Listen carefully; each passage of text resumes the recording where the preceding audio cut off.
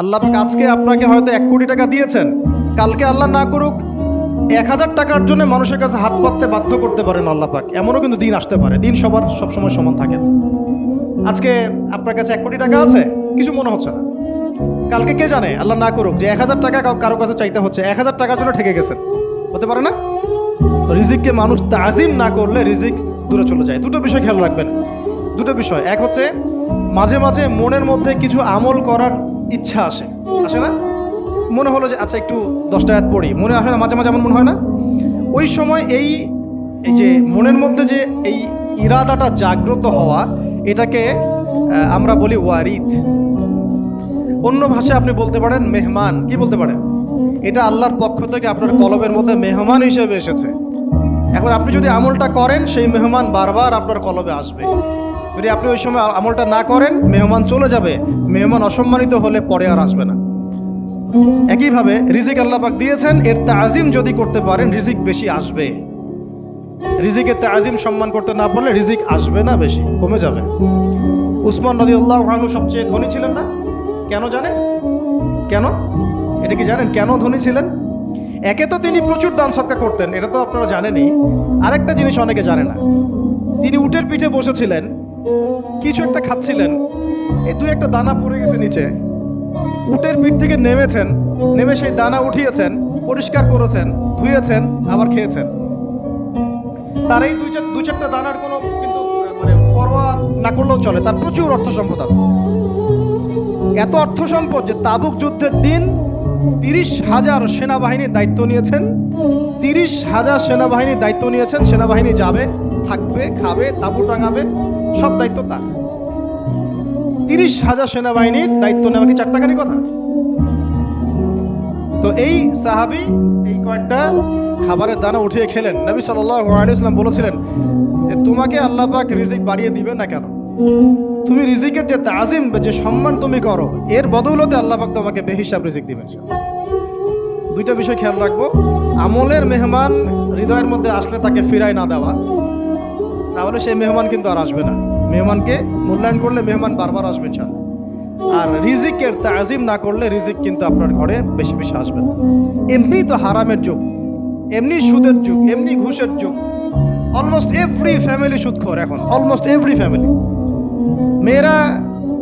মেয়েরা স্পেশালি যারা শাশুড়ি টাইপের, আপনারা মাইন্ড করেন না, তাদের সাইকোলজি যে এতই নিচে নেমে গেছে এখন যে আমার মেয়ে জাহান্নামে যায় যাক।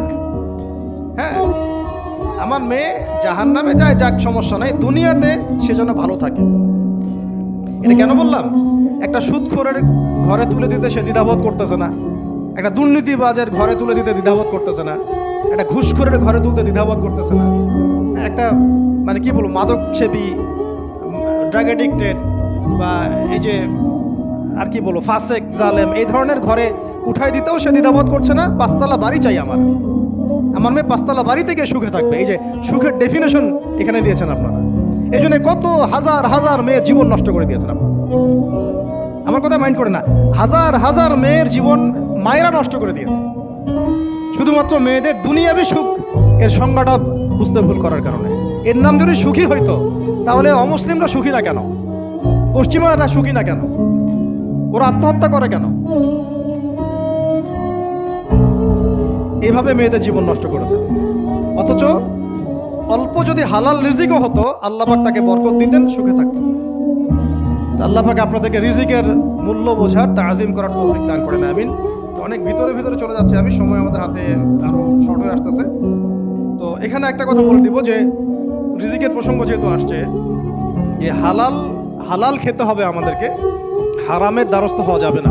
আপনার স্বামী যদি হারাম খায়, আপনি স্বামীকে বোঝান, তাকে ওই চাকরি ছেড়ে দিতে আপনি উৎসাহিত করেন। আমি আপনাদেরকে একটা অনেস্টির সাথে একটা কথা বলি, যত এই যে প্রশাসনে যত ঘুষখোর আছে, ঠিক আছে, যত দুর্নীতিবাজ আছে, যত মাদক সেবী আছে, মাদকের ব্যবসায়ী আছে, যত সুদখোর আছে, এরা সবাই কেন এই খারাপ কাজগুলো করে জানেন?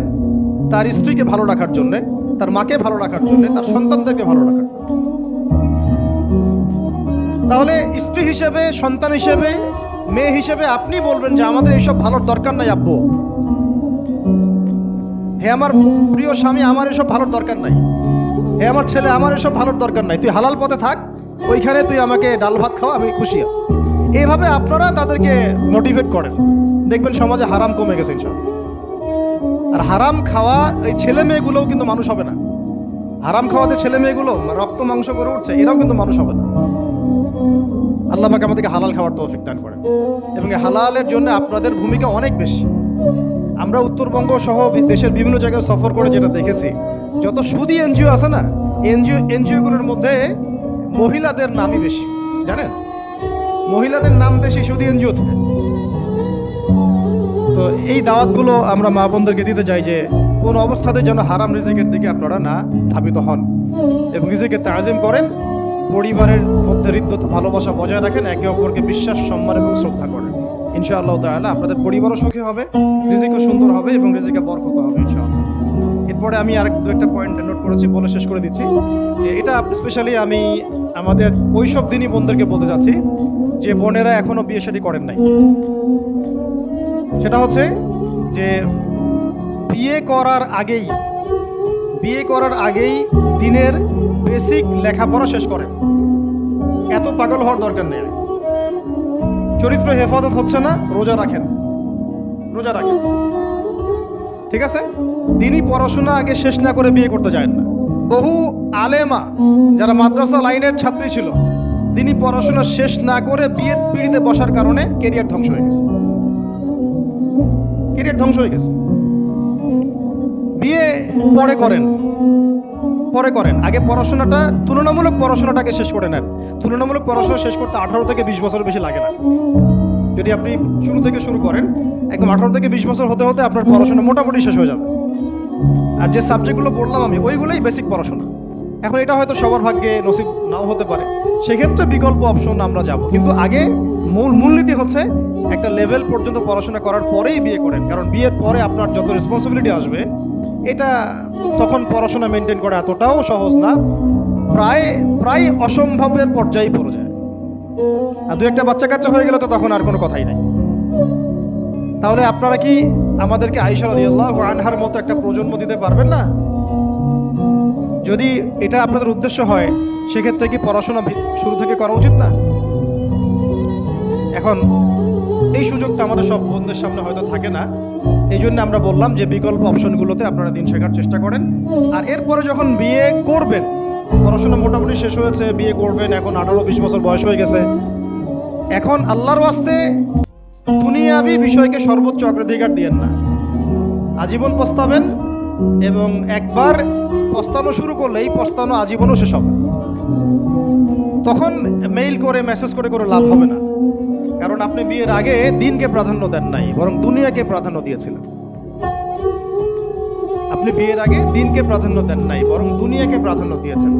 যখন আপনি সবসময় পরকালকে, আল্লাহকে, তার রাসূলকে প্রাধান্য দিবেন, দিনকে প্রাধান্য দিবেন, দুনিয়া আল্লাহই গুছিয়ে দিবেন।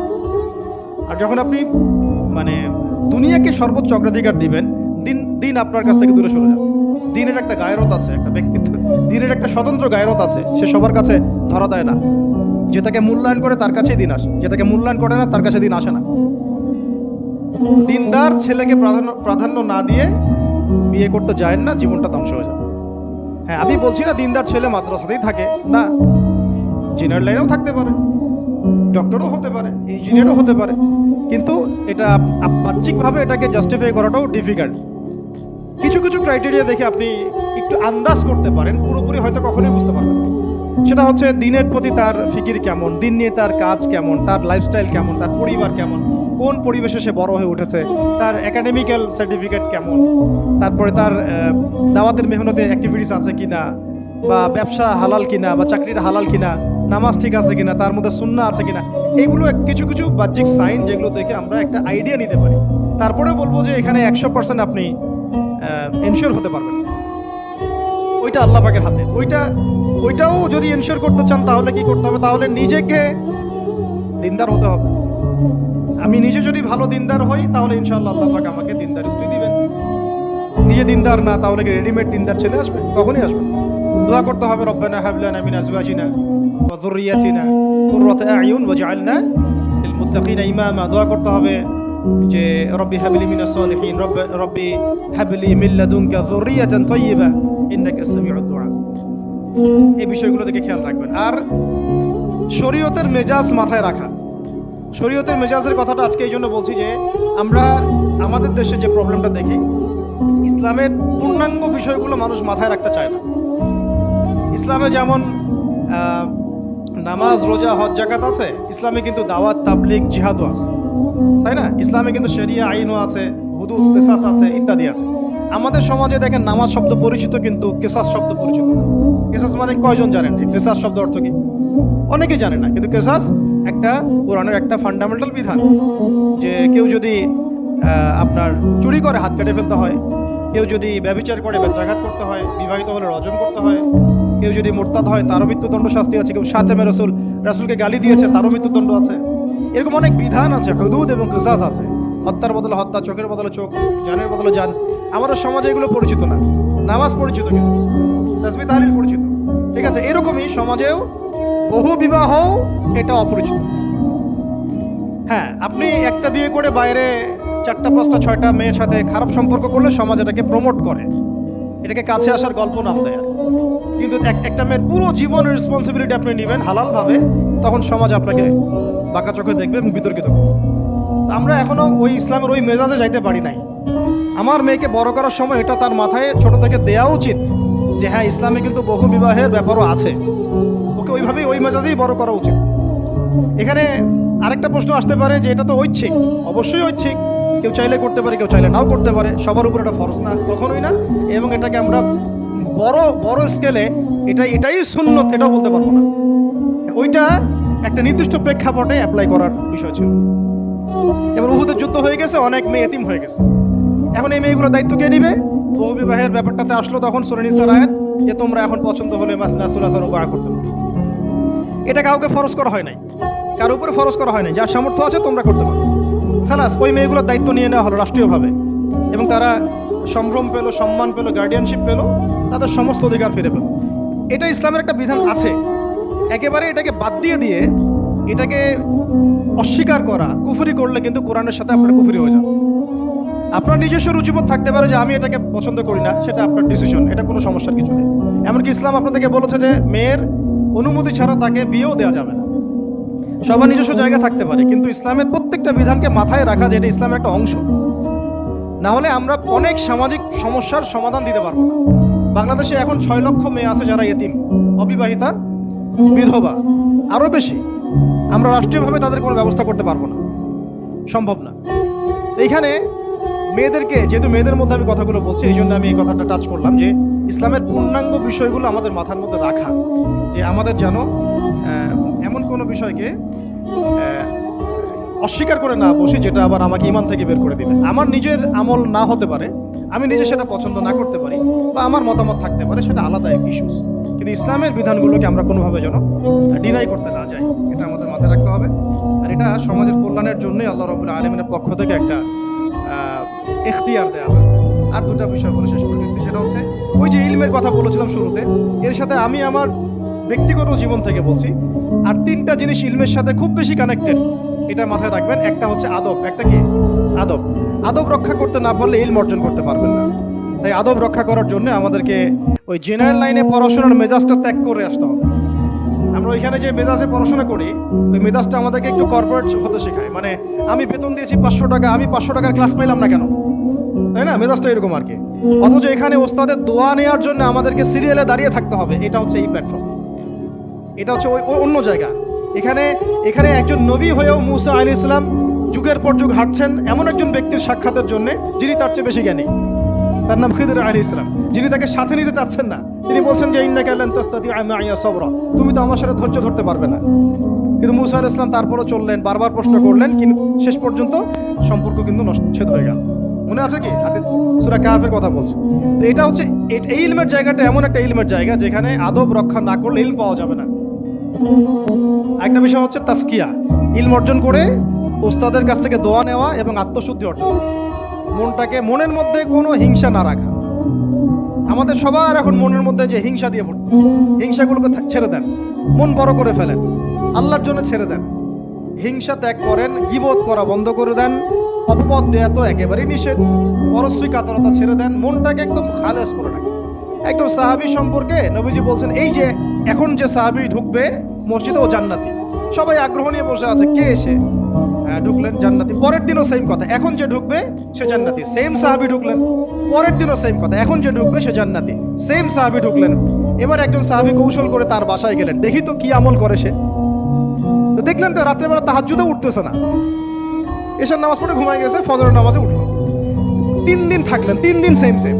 তখন তিনি বললেন, আচ্ছা ভাই, তোমার ব্যাপারে নবীজি এরকম মন্তব্য করেছেন, তোমাকে তো এমন কোনো খাস আমল করতে দেখলাম না। তো তিনি বলছেন, আচ্ছা একটা বিষয় হতে পারে, আমি অত বেশি আমল হয়তো করি না, কিন্তু আমি যখন ঘুমাতে যাই আমি সবাইকে মাফ করে দিয়ে ঘুমাই। মন ফ্রেশ, মনটা থেকে সব বের করে দেওয়া, এটা তাসকিয়া। এটা ইলমের সাথে সম্পৃক্ত। আল্লাহ পাক আমাদের সবাইকে এই বিষয়গুলো বোঝার তৌফিক দান করুন। আর এরপরে আমি বলবো যে সন্তান প্রতিপালনে যত্নশীল হন, কারণ এরপরে তো আমাদের অ্যাসেট তারাই। এবং মেয়েদেরকে আমি বলবো যে আপনারা বেশি বেশি সন্তান নেবেন। কে শিখাইছে একটা বাচ্চা নিতে হবে, 2টা বাচ্চা নিতে হবে? এগুলো বোগাস কথাবার্তা পশ্চিমারা শিখাইছে। আর নবী সাল্লাল্লাহু আলাইহি ওয়াসাল্লাম কি বলেছেন? আমি সেই নারীদেরকে নিয়ে গর্ব করব যেই নারীরা বেশি বেশি সন্তান জন্ম দিতে পারে। আমি আমার উম্মতের সংখ্যা নিয়ে গর্ব করব। হ্যাঁ, সবার ফিজিক্যাল কন্ডিশন এক না হতে পারে, কিন্তু এই মানসিকতাটা ত্যাগ করতে হবে যে আমার একটাই, 2টি সন্তানের বেশি নয়, একটি হলে আরো ভালো হয়। এসব পশ্চিমা তন্ত্রমন্ত্র বন্ধ করতে হবে। ঠিক আছে, এরপরে বলবো যে মিডিয়া দিয়ে, আচ্ছা, এই সন্তান প্রতিপালনের ক্ষেত্রে একটা কথা বলে দেই যে প্যারেন্টিং এর অনেক বই বাজারে বের হয়েছে, প্যারেন্টিং টিপস আছে। এই প্যারেন্টিংটা নিয়ে আলাদা ইনশাআল্লাহ একদিন সেশন করবো, এখানে অনেক কথা বলার আছে। সন্তান প্রতিপালন একটা শিল্প। সন্তান প্রতিপালনটা একটা শিল্প, খুব ধৈর্যের কাজ, সবরের কাজ, লেগে থাকার কাজ। সন্তানকে সময় দেওয়া, ওর খাবারের দিকে খেয়াল রাখা, ওর মানসিকতার দিকে খেয়াল রাখা, ওর ফিজিক্যাল অ্যাক্টিভিটিস দিকে খেয়াল রাখা, ওর মানে আত্মা দূষিত হয়ে যাচ্ছে কিনা এটা খেয়াল রাখা, ওর ভালো একাডেমিক পরিবেশ নিশ্চিত করা, ভালো ওস্তাদ দেওয়া, ওর সাথে মেশা, ওকে আদর করা, অনেক কিছু আছে। এটা নিয়ে ইনশাল্লাহ আমরা একদিন আরেকটা সেশন করবো ইনশাল্লাহ। সন্তান প্রতিপালনের সাথে আমি বলবো যে প্রচলিত যে মিডিয়াগুলো, এই জি বাংলা, স্টার জলসা, এই যে পিছনে লেখা আছে যে অপসংস্কৃতি, এক কথায় বিজাতীয় অপসংস্কৃতি, এই মিডিয়াগুলো বাসা থেকে বন্ধ করে দেন। বাকি টেলিভিশনের দরকার নেই। বাসা অনলাইনে আমরাও কিছু কিছু ক্ষেত্রে আসলে আমরাও অনলাইনের মধ্যে ডুবে গেছি। আমি নিজেও ফিকির করছি, চেষ্টা করছি এখান থেকে বের হওয়ার জন্য। আপনারাও বের হন, মানে প্র্যাকটিক্যাল জীবনে আসেন। এটা একটা ভার্চুয়াল জগৎ, এখান থেকে আমরা যা দেখি এটা আমাদের মাথার মধ্যে প্রভাব বিস্তার করে। বহু সামাজিক ঘটনা এবং পারিবারিক অঘটন এই ফেসবুক, ইউটিউব থেকে হচ্ছে। এই কন্টেন্টগুলো দেখা আমাদেরকে বন্ধ করতে। বাস্তবতার সাথে এগুলো কোনো সম্পর্ক নেই। আমাদের কিতাব পড়ার অভ্যাস বেশি করে বাড়াতে হবে, ওস্তাদদের সহবতে যাওয়া, আমল করা, কান্নাকাটি করা, দোয়া করা, ইস্তেগফার করা, আল্লাহর সাথে কানেকশন। আল্লাহ পাক আমাদেরকে মিডিয়ার এই রং ঢং বলি আমি, মিডিয়ার এই রং ঢংগুলো ত্যাগ করব। মিডিয়া একটা কিছু দেখলেই আমাকে কেন কিনতে হবে? কেন আমি একটা মিডিয়াতে দেখলাম যে এরকম একটা নতুন অর্নামেন্টস আসছে, আমাকেই কেন কিনতে হবে? কেন আমি ওইটার জন্য আবার বাসায় চাপ দিব? কেন ওইটা আমি আমার পরিবারে ফাসাদ সৃষ্টি করার কারণ হবে? প্রয়োজন নাই। আর আমাদের মানে মাদ্রাসার মেয়েদেরকেও এইসব থেকে দূরে রাখতে হবে, মিডিয়া থেকে দূরে রাখতে হবে। মানে সব মিডিয়া উপকারী না, বরং মিডিয়ার মধ্যে 99%ই ইসলামিক মিডিয়া না। যদি এটা হতো যে সব এর মধ্যে অ্যাটলিস্ট 10% ইসলামিক মিডিয়া, তাহলে বলতাম ওগুলো অ্যাটলিস্ট দেখেন। এখানে কিন্তু সেই সুযোগটাও পাচ্ছেন না। খুব কম মিডিয়া আমাদেরকে প্রকৃত বিষয়টা শেখায় এবং সত্যের কাছাকাছি নিয়ে আসে। বেশিরভাগ মিডিয়াই প্রতারণাপূর্ণ এবং কর্পোরেট সেকশন, এগুলো থেকে আল্লাহ পাক আমাদেরকে দূরে থাকার তৌফিক দান করেন এবং এই কালচারগুলো ছেড়ে দেন। হিন্দুদের কালচারের সাথে আমাদের কি সম্পর্ক? আমরা মুসলিম, আমরা মুহাম্মদ সাল্লাল্লাহু আলাইহি ওয়াসাল্লামের উম্মত। আমাদের সাথে মুশরিকদের কি সম্পর্ক? আমাদের সাথে ইহুদিদের কি সম্পর্ক? আমাদের সাথে খ্রিস্টানদের কি সম্পর্ক থাকে? আমরা কেন ওদের সংস্কৃতি গ্রহণ করি? কিসের জন্মদিন, কিসের মৃত্যু দিবস, হ্যাঁ, কিসের এসব গায়ে হলুদ, কিসের এসব বৌভাত, এগুলো কি? এগুলোর সাথে আমাদের কি সম্পর্ক? আমাদের সাথে সম্পর্ক হচ্ছে হিজাবের, সালাতের, তাসবির, সিজদার, জায়নামাজের, আতরের, খুশবুর, মিসওয়াকের। আমাদের সাথে এগুলো সম্পর্ক। আমাদের সাথে সম্পর্ক হিজাবের। আমাদের সাথে সম্পর্ক ইসলামিক ক্যালিগ্রাফির, ইসলামিক। আমাদের সাথে সম্পর্ক কোরআনের, হাদিসের, সিরাতের, লেখাপড়া, ইলমি পরিবেশের, তাসাউফের। এগুলো আমাদের কালচার। তো কালচার খুব ইম্পর্টেন্ট। কালচার থেকে দূরে সরে গেলে আমাদের আকীদা নষ্ট হয়ে যায়। আল্লাহ পাক আমাদেরকে আমাদের কালচার ধরে রাখার তৌফিক দান করেন। আর দুটো কথা হচ্ছে, হিজাবে কঠিন হন, হিজাব একটু কঠোর হয়ে যান। এটা নিয়ে হয়তো আলোচনা শুনেছেন আপনারা, আমি জানি না পয়েন্টে এসেছিল কিনা। হিজাবে আরো অনেক কঠিন হতে হবে আমাদেরকে, আস্তে আস্তে আরো। একবারে তো হয়তো আপনারা সবকিছু শক্ত করে ধরতে পারবেন না, অ্যাটলিস্ট আপনার ধারাবাহিকতা বজায় রাখুন। হিজাবে অনেক কঠিন হওয়ার চেষ্টা করি। আমাদের অনেক দিনী বোনকে আমরা একটু ক্যাজুয়াল দেখি হিজাবের ব্যাপারে, এটা থেকে আপনার বের হওয়ার তৌফিক দান করেন, আমিন। আর একটা মেয়েদেরকে একটা নসিহত করবো, স্পেশালি যে অল্পে তুষ্ট থাকেন, অল্পে তুষ্ট থাকেন, ইনশাল্লাহ জীবনে সুখী হয়ে যাবেন ইনশাআল্লাহ। আর শেষ কথা হচ্ছে, আলেমা হওয়ার চেষ্টা করেন, আলেমা হওয়ার চেষ্টা করেন, দায়ী হওয়ার চেষ্টা করেন, এবং মেয়েদের মধ্যে ব্যাপক দাওয়াতি কাজ করার চেষ্টা করেন। এইটা জীবনের লক্ষ্য উদ্দেশ্য বানায় নেন ইনশাল্লাহ। আপনার জীবনের লক্ষ্য যদি এমনই হয়, দেখবেন এমনই জীবন সঙ্গী আপনি পেয়েছেন যার জীবনের লক্ষ্য সেম, তখন দুজনে মিলে আপনি কাজ করতে পারবেন ইনশাল্লাহ। আমাদের এখন প্রচুর আলেমা দরকার, আমাদের প্রচুর দায়ী বোন দরকার, আমাদের মুআল্লিমা শিক্ষিকা বোন দরকার, ঠিক আছে? আমাদের প্রত্যেকটা ডিপার্টমেন্টে এরকম যোগ্যতা সম্পন্ন দিনী বোনদেরকে দরকার। এইটা তো আর একা আমাদের পক্ষে গড়ে তোলা সম্ভব না। সবাই আমরা যদি হাত লাগাই এবং আমাদের উম্মাকে নিয়ে ফিকির করি, ইনশাআল্লাহ তাআলা আজকে যে বিষয়গুলো আলোচিত হলো, এগুলো ইনশাআল্লাহ শুধু তাত্ত্বিক কথাবার্তায় সীমাবদ্ধ থাকবে না, ইনশাআল্লাহ বাস্তবেও রূপ লাভ করবে ইনশাআল্লাহ।